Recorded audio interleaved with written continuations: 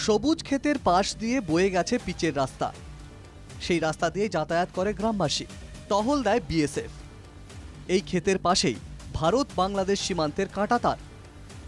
বহুদিনের সীমান্ত চুক্তির গেরোয় স্বাধীনতার ৭৬ বছরেও প্রতি মুহূর্ত পরাধীনতার স্বাদ নিয়েই দিন যাপন করতে হয় কাঁটাতারের ওপারে বাংলাদেশ সীমান্তের ভারতীয় ভূখণ্ডের বাসিন্দাদের।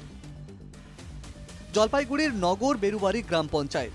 এই পঞ্চায়েতে সিপাইপাড়া, বাঙালপাড়া, হিন্দুপাড়া, খিড়কিডাঙ্গা, খুদিপাড়া এবং অন্তুপাড়া, এই ৬ গ্রাম কাঁটাতারের ওপারে।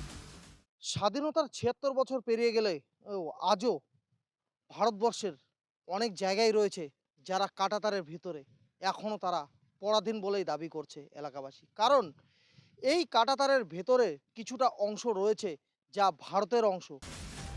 মান্ধাতা আমলের আন্তর্জাতিক আইনের গেরোয় এই গ্রামের বাসিন্দারা নিত্য প্রয়োজনীয় জিনিসের জন্যও অনুমতি নিতে হয় বিএসএফ এর।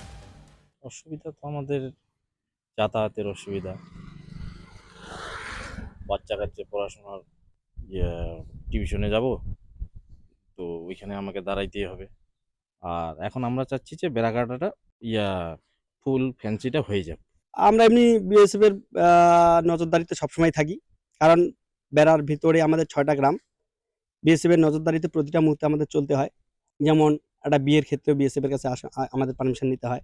একটা গেস্ট যাবে, গাড়ি যাবে ভিতরে, তবুও বিএসএফ এর কাছে পারমিশন নিতে হয়। ৭-৮ বছর ধরে আমরা ১ কেজি পাথর, ১ কেজি সিমেন্ট, বালু আমাদের বিএসএফ এর পারমিশন পাইনি। আমাদের কোনো ঘর করতে দেয়নি।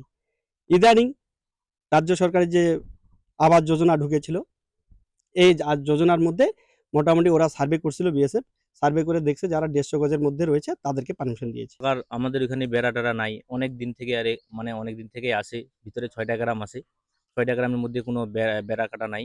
রাত্রেবেলা ওরা দুষ্কৃতীরা আসে, গরু টরু নিয়ে যায়, আলু।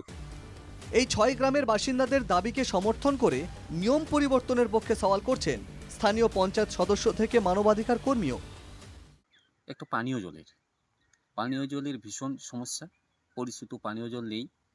২ নম্বর সমস্যা হচ্ছে যে রাস্তাঘাটেরও সমস্যা আছে। ৬টা গ্রামের মধ্যে ৪০খানা মতো ঘর হয়েছে, আবার দ্বিতীয় লিস্টে আছে কিছু। তো এক্ষেত্রে একটু সমস্যা, ভীষণ রকম সমস্যা, যেটা হচ্ছে বর্ডারে লাগোয়া যে বাড়িগুলো আছে আর কি, ১৫০ মিটারের মধ্যে আর কি, তারা বাড়ি করতে পারছে না। আগের যে আইন আছে সেই আইনটাকে যদি পরিবর্তন করা যায়, পরিবর্তন করে যদি ৮০ বা ১০০ মিটারের মধ্যে যদি আনা যায়, তাহলে মনে হয় মানে এই সাধারণ গরিব মানুষের ক্ষেত্রে অনেকটাই উপকার হবে। রাত বিরেতে অসুস্থ হলে কোথায় যাবে, নানা রকমের সমস্যা। নাগরিক সুযোগ সুবিধা থেকে স্বাভাবিকভাবেই এরা অনেকটাই বঞ্চিত। আসলে আমরা চাই যে ২ রাষ্ট্রের মধ্যে একটা সমঝোতার মাধ্যমে এমনভাবে এই বিষয়গুলোকে করা হোক যাতে এদের সমস্যাগুলো, এরাও তো নাগরিক। পাকিস্তান অধিকৃত কাশ্মীরের ধাঁচে বাংলাদেশ সীমান্তে উন্নয়ন চায় বিজেপি। কাশ্মীরের অবস্থা বলা যায়, আমাদের কাশ্মীরের ক্ষেত্রে ঢাল কিন্তু আজকে পাক অকুপাইড কাশ্মীরের লোকেরাই, কারণ তারা পাকিস্তান আর্মির বিরোধিতা করছে। জলের প্রজেক্ট, সোলার ওয়াটারের প্রজেক্ট, সেখানে বিজেপি বাধা দিয়েছে। ওখানে ১২-১৩টা পরিবার আছে, তো সেই পরিবারগুলো শুদ্ধ জল থেকে, বিশুদ্ধ জল থেকে বঞ্চিত হচ্ছে। অর্থাৎ ডেভেলপমেন্টকে, উন্নয়নকে কোনোদিন আটকে রাখা যাবে না। ওই কাঁটাতারের বেড়া করে উন্নয়নকে আটকে রাখা যাবে না। কেন্দ্র রাজ্য সরকারের নীতি হচ্ছে সাধারণ মানুষকে কিভাবে নির্যাতন করা যায়। আপনি চলে যাবেন দক্ষিণ বেরুবেড়িতে বিস্তীর্ণ গ্রামে, এখনো ভারত ভূখণ্ডে থাকা মানুষ জমির অধিকার পাচ্ছে না, বাংলাদেশে জমি রয়ে গেছে। সেটাও নিয়ে আমরা কথা বলেছি, ইমিডিয়েট তাদের কাছে জমির খতিয়ান রেকর্ড ভুক্ত করতে। তৃণমূল কংগ্রেসের পক্ষ থেকে আমরাও এটা দাবি করি একটা কারণে, ঘটনা হচ্ছে ওরা ভারতীয় এবং ওরা পশ্চিমবঙ্গের মানুষ। তো সেই ক্ষেত্রে ভারতবর্ষের সমস্ত মানুষ যেভাবে কেন্দ্র সরকার বলেন বা রাজ্য সরকার বলেন যে সমস্ত ফ্যাসিলিটি পায়, তা অনেক ক্ষেত্রে এরা বঞ্চিত। পরিস্থিতির কবে বদল হবে কেউ জানে না।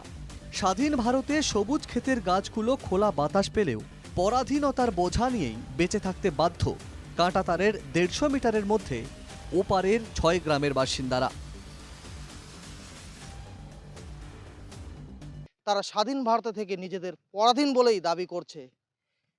নগর বেরুবাড়ি থেকে পরিতোষ রায়, NK টিভি বাংলা।